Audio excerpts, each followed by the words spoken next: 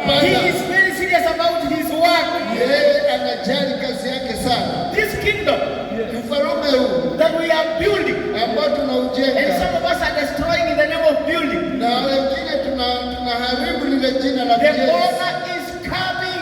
Mwenye jengo anakuja, and he's coming very soon, na anakuja haraka, and he's going to start with the one who has been given the mandate. Anaanza na wale ambao walipewa kazi. Hallelujah. Hallelujah. May God give you wisdom. Mungu akupe hekima. May God give you insight. Mungu akupe macho. May God give you humility. Mungu akupe uvumilivu, so that you can put your books in order. Ili uweke vitabu vyako katika utaratibu. Hebrews chapter number 13 and verse 17, the Bible says, na katika Waebrania 13.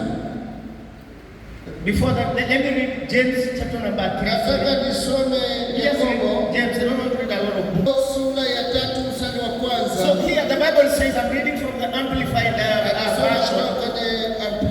Not many of you should become teachers, serving in an official teaching capacity, my brothers and sisters, for you know that we who are teachers will be judged by a higher standard, because we have assumed greater accountability and more condemnation if we teach incorrectly.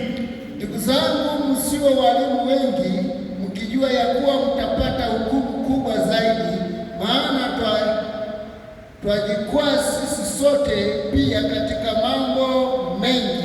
Mtu asijikwae katika kunena, huyo ni mtu mkamilifu, awezaye kuzuia na mwili wake wote kama kwa lijambo. So again, the principle of accountability, kanuni ya kuwajibika, the basic truth, kweli kuu, that whatever you do, ya kila chochote unachofanya.